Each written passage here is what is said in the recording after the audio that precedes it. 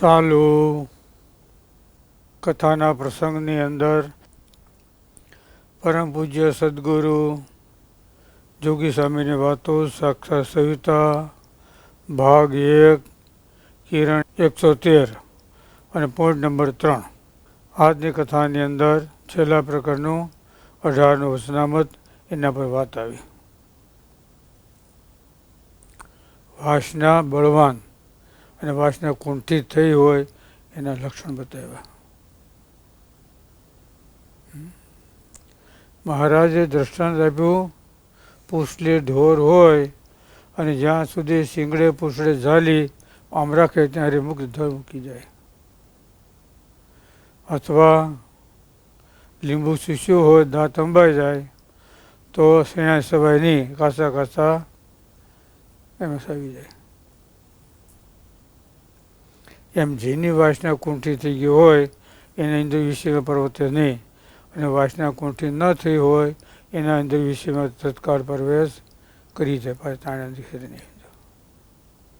કુંઠિત વાસના અને કુંઠી વાસના ન થઈ હોય આ બેના લક્ષણ બતાવ્યા.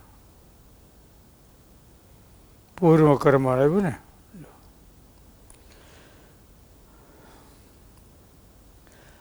મહારાજે વડતાલના 6માં લખ્યું, જે ઠેકાણે ભગવાનના ભક્તો બેહીને ભજન કરતા હોય હજારો, ત્યાં ભગવાનના ભક્તો એનું પ્રધાનપણું કહેવાય. ત્યાં કાળનું ન કહેવાય. કાળનું ક્યાં કીધું? આગ લાગે, અતિવૃષ્ટિ, અનાવૃષ્ટિ, લડાઈ થાય, રોગ આવે, અહીંયા બધું કાળનું પ્રધાનપણું કહેવાય.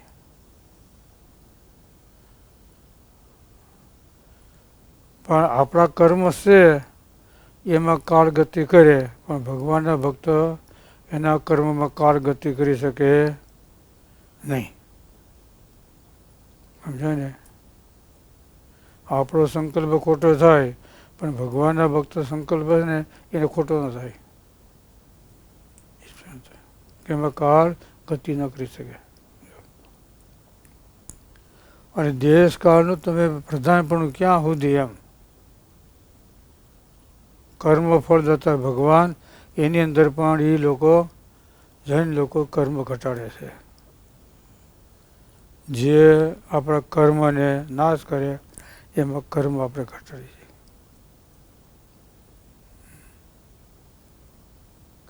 મંદિરે શું કામ જાય છે? પૂજા શું કામ કરીએ છીએ? ભજન શું કામ કરીએ છીએ? શાંતિ માટે. બરાબર ને? હવે એમાંથી અશાંતિ થાય તો પછી શું કરવું?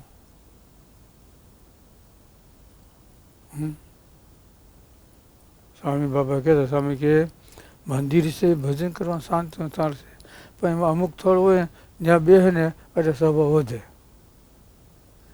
સીધો દર્શન કરીને સભામાં બેસી જાય તો વાંધો ના આવે. સીડી હોય ને, ટપા હોય, એ ટપા શું કામ છે ખબર ને? એ વાતો કરવા માટે.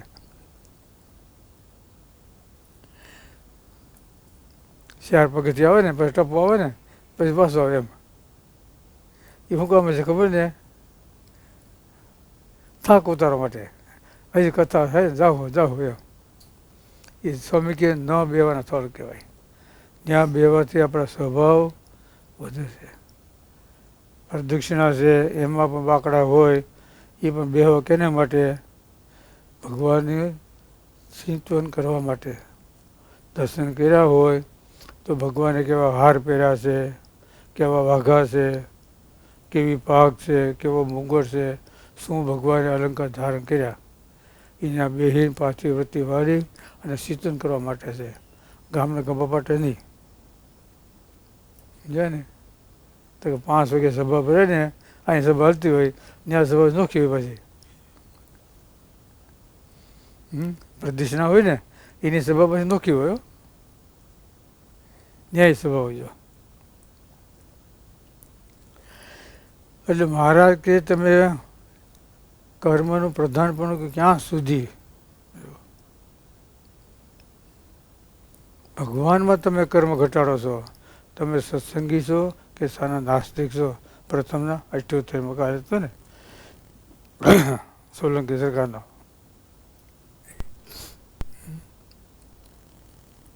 તમે ભગવાનમાં કર્મ ઘટાડો છો એમ નહીં. સ્વામી વાત કરતા, સ્વામી કે બાળ મુકુંદા સ્વામી કુંભાજીની દેવડી ત્યાં મંદિર કરતા હતા. મંદિર અને મંદિર કરે એટલે ધૂળ હોય, પલાળી પડે, ગારાથી કરવાનું હોય. અને ગારો થાય એટલે થોડીમાં જંતુ થોડો થાય ને, સમજા. અરે ગારો કરતા હતા, પછી સણતા હતા, તેવા જૈન લોકો આવ્યા ને નીકળ્યા. એ બોલે કર્મ કર્મ કર્મ કર્મ, કે આ જો સાધુ છે ને આ પાપ કરે છે, કે ધૂળમાં આ થાય એમ. સ્વામીને બેઠા હતા, સાંભળ્યું. સ્વામી કે કોણ છે? બીજા હરિભક્ત સ્વામી ગામના વાણિયા છે, જૈન શ્રેષ્ઠ છે. આવી રીતે છે. પછી ઘડીક થયું, શાંતિ થઈ. પછી હરિભક્ત ને એને સ્વામી કે હા, અમે અમારા ફળીમાં ભેગા રહીએ છીએ. મોટું ફળી છે ને એ અમારા મકાન છે, અમે પડખે રહીએ છીએ. 3 દી પહેલાં રાતે જમ તેડવા આવ્યા ને, રાયડું નાખતા હતું, રાયડું. અમે ગયા તો જમ મૂકીને ગયા. એને ખબર પડી ગઈ, અમે કંઈ જોયું નહોતું કાંઈ. કેમ કે બે એમ કહ્યું કે ના તમે બે જઈ બોલે ઊભા છે કે. પછી તો વૈયા ગયા. પછી સ્વામી વાત કે સ્વામી એને મુકાવે, એને તો સૌદ કરવો જોઈએ. બીજે જ આવ્યા ને ખાટલા હોતો લઈ ગયા. નકર તો છે ને જીવને લઈ જાય. આ તો ખાટલો, શરીર આ બધું પડી ગયા. ખાટલા હતો સ્વામી કહેતા આમાં બસ્તીમાં.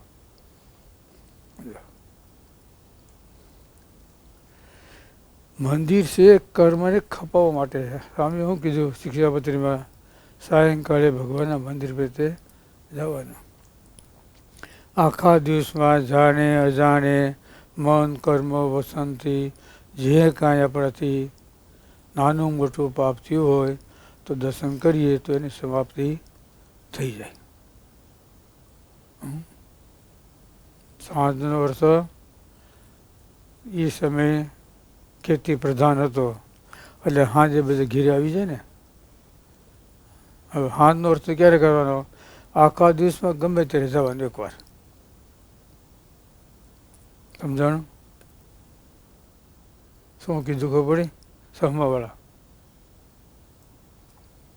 સાંજનો અર્થ એટલે ગમે તે એક જવાનું. અત્યારે તો હવે સાંજ થાય એટલે સવાર થાય. અમેરિકામાં આપણે સાંજ પડે એને સવાર થાય, એનો સવાર થાય તો આપણે સાંજ પડે. એટલે કે મેળ ખાય નહીં. પણ સ્વામી બાપા એમ કહેતા, સ્વામી કે તમે એકવાર મંદિરે જેવો એટલે એ આજ્ઞા આપણી પાળી કહેવાય, એ સાંજ જ કહેવાય.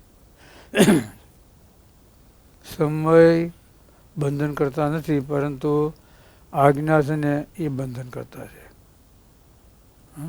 સમય ગમે તે જોઈ. એટલે જે ઠેકાણે ભગવાનના ભક્તો ભજન કરતા હોય એ ઠેકાણે ભગવાનના ભક્ત એનું પ્રધાનપણું કહેવાય. ત્યાં કાળ કર્મનું પ્રધાનપણું કહેવાય નહીં. એટલે લખ્યું ભગવાનનો ભક્ત હોય એનો દેહ પગ ઘસીને પડે, સર્પ કરડે, સહસ્ત્ર વાગે, પાણીમાં બુડી જાય, ગમે રીતે મૃત્યુ થાય તો ભગવાનનો ભક્ત ભગવાનના ધામને પામે. શરીર પડવાથી જીવની અસદગતિ થાય એવું નથી. ભગવાનને માનતા ન હોય એને એકાદશી છે આજ એકાદશીના દિવસે બ્રાહ્મણના ઘરમાં બધાને કહી હું આ વટાણા જામમાં જવાનો છું, ભલામણ કરી આ કરીને જાય તો એ ક્યાં જાય? દક્ષિણ દેશમાં. દક્ષિણ દેશ ખબર પડે? કેશોદ છે ને, વેરાવળ, ઉના બધી અત્યારે જ લેવું લેવું કા એને ખબર તો ન હોય દક્ષિણ દેશ શું કહેવાય. એટલે બરાબર ને? શરીર છૂટે એનાથી ઓલું નથી. ભગવાનનો ભક્તો ભગવાનના ધામને પામે ગમે દેહ મૂકી તો. સ્વામી કહેતા ભગવાનનો ભક્ત હોય અને શરીરમાં પીડા થતી હોય તો આપણે એમ ન કહેવાય. એમ ભગવાન છે એને કસર ટાળીને ધામમાં તેડી જાય. કા જોગ અને કા રોગ, કા વાત અને કા લાત. સમજો? કા વાતથી માણસ સમજે અને વાતથી ન સમજે પછી લાત. એટલે જોગ એનાથી વાસના ટળે અને કા રોગથી સ્વભાવ ટળે. ટળે ખરા પણ આપણે થોડીક ખેવનાજી સ્વામી મહારાજ લખ્યું કહેનારા પર સાંભળનારા હેત થાય તો ન ટળે સ્વભાવ, વાસના, પ્રકૃતિ આ બધું ટળી જાય. કેના પર? જે આપણા સ્વભાવને રોકે. અને સાંઈ બાપાએ લખ્યું મોક્ષ ક્યાં છે? જે આપણા સ્વભાવને રોકે ત્યાં. સમજાણું? આપણા સ્વભાવને રોકે ને એ ઠેકાણે મોક્ષ છે. ધામમાં તેડવા કોણ આવે? આપણા દુઃખમાં ભાગ લે. દુઃખમાં ભાગ એટલે અંત સમય તેડવા આવે. મૃત્યુ છે ને, મૃત્યુ મોટામાં મોટું દુઃખ. જેટલા દુઃખ છે એની અંદર મોટામાં મોટું દુઃખ હોય ને તો મૃત્યુનું છે. એનાથી માણસ છે ને બી જાય. સ્વામી કહેતા ઝાડવા હોય, ગારી હોય, જાતા હોય, આમ હરફ નીકળે ને, આમ નીકળ્યો હોય એનો લીટો હોય ને આમ જોઈ ને તો પાછો હટી જાય. હરફનો લીટો છે, ભય લાગે. જો હરફ બેઠો તો વાંધો નહીં, ખાલી હરફ નીકળ્યો હોય ને તો હરફનો લીટો છે પાછો હટી જાય. શું કામ? મૃત્યુ છે. આપણે હાટું બેઠો નથી ને આવી. શું કીધું? ભયમાં ભય કયું છે? મૃત્યુ. એટલે કોઈ ભય નહીં. જો અને સ્વામી કે આપણા દુઃખમાં ભાગ લે ને એ આપણે ધામમાં તેડવા આવે. કેનો અધિકાર છે? આનો. દુઃખમાં ભાગ એટલે આપણા સ્વભાવ ટાળીને. સ્વામી કે સ્વભાવ હોતું કલ્યાણ કરે ત્યારે બીજા, અને સ્વભાવ ટાળીને કલ્યાણ કરે એ સ્વામિનારાયણ. સ્વામી કે વર્તમાન કાળ છે, નહીં ભૂતકાળ નહીં ભવિષ્યકાળ. વર્તમાન કાળ છે. સમજાય ને? ભૂતકાળ અને ભવિષ્યકાળ ત્રીજો વર્તમાન કાળ. ત્રણ હોય ને ઘરમાં આવે કે નથી આવતું તો સારું. એટલે વર્તમાન કાળ સમજાય, ભૂતકાળ નહીં. એટલે સ્વામી કે આ ભગવાનની વાત નિત્ય કરવી અને સાંભળવી. જે દિવસ ગુરુ ન કરે એને એ દિવસ ઉપવાસ કરવો. શ્રોતા હોય જે દિવસ આ ભગવાનની વાત સાંભળવા ના આવે એને ઉપવાસ કરવાનો. છેલ્લા પ્રકરણનું 19નું સ્નામત ત્યાગીનો સંબંધમાં હેત નહીં રાખવાનો. શું? ત્યાગી હોય અને દેહ અને દેહના સંબંધીમાં હેત ન રાખવું એનું ટાઇટલનું હેડિંગ છે. સરનામું પૂરું, કાગળ મળી જાય. નકર કાગળ લખ્યો હોય પૂરું સરનામું ન હોય તો કચરા પેટીમાં જઈ જાય.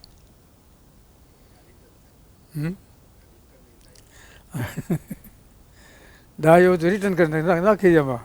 પૂર્વ કર્મનું પ્રધાન પણ ક્યાં સુધી? જ્યાં સુધી ભગવાન નથી મળ્યા, ભગવાનનો આશરો નથી ત્યાં સુધી.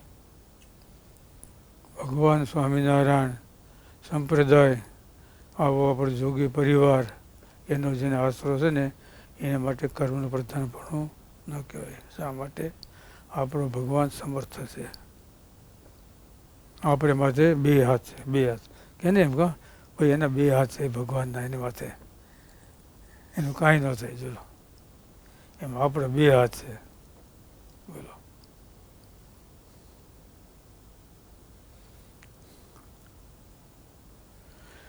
એટલે વાસના કુંઠિત થઈ ગયું હોય, વાસના કુંઠિત નથી હોય એને વાત આવી. છેલ્લા પ્રકારનું 18નું સ્નાન સમજ્યું.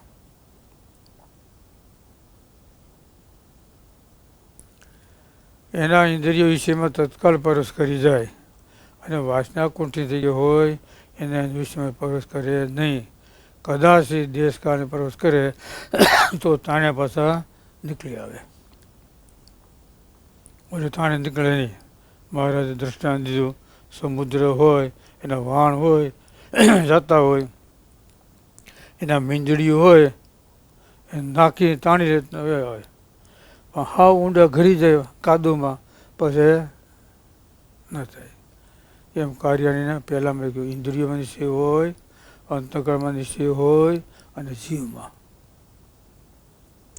ઇન્દ્રિયમાં નિશ્ચયથી એવો ટળી જાય, અંતઃકરણમાંથી એવો ટળી જાય, પણ જીવની અંદર જે ભગવાનનો નિશ્ચય હોય એ કોઈ દિવસ ટળે નહીં, કોઈ ના જાય. લોહિયાર 17માં લખ્યું જેને ભગવાનનો નિશ્ચય કરેલો હોય એ આવી એમ કે ભગવાન નથી એમ માનવું એનું માથું ફર્યું છે. કેને કીધું? ભુવન કાનદાસ. ગુરુ કોણ હતા? નિરિકલ્પાનંદ. દિનાનાથ ભટ્ટને સત્સંગ કરાવ્યો, આને કરાવ્યો. આનો પાયો છે ને ડગી ગયો દિનાનાથ ભટ્ટનો, ઓનો ડગ્યો. એ કે મેં તને ભગવાન વાત કર્યા બધું છે પણ એટલો ફેર છે. એને હાજર ગુરુ હવે પૂરું, હવે જાઓ. તમે પાદરી વાત કરી હોત ને તો આ હું જાવત નહીં, ત્યાંથી વળાવી જત. મને ખબર પડી હું આવ્યો તેડવા, આ વાત તમે કરી હોત ને તો ત્યાંથી વળાવી જત. ભગવાનમાં ફેર નથી પણ તમારી શ્રદ્ધામાં ફેર પડી ગયો છે. આમ કીધું. જેને નિશ્ચય કરે હોય એ એમ કે ભગવાન નથી એમ જાણ તારું માથું ફેર્યું છે. ગુરુનું મહત્વ હોય ને, ગુરુ કેમ કરવાનું એમ. પણ ક્યાં સુધી ભગવાન નથી ઓળખાણ ત્યાં સુધી ભગવાન ઓળખાઈ જાય, સત્વ ઓળખાઈ જાય પછી એની કોઈ જરૂર નથી. ન ઓળખાણ ત્યાં સુધી. એમ આપણે જુનાગઢ જવું છે, રસ્તો ખબર નથી અને પૂગી ગયા પછી હું પૂછવાનું હોય? જુનાગઢ પૂગી ગયા પછી પૂછાય જુનાગઢનું? ન પૂછાય. બોલો, જે વસ્તુ મળવી છે એ પ્રાપ્ત થઈ ગઈ પછી ન હોય. ન મળી હોય ત્યાં સુધી ખાવાનો સંકલ્પ ક્યાં સુધી હોય? નથી ખાધું છે, ખાધા પછી પાછું હોય? ખાધા પછી પાછો સંકલ્પ થાય ને તો શું કે વાસના કહેવાય, ઓલું ન થાય. એમ સહેજાનંદ સ્વામી મહારાજની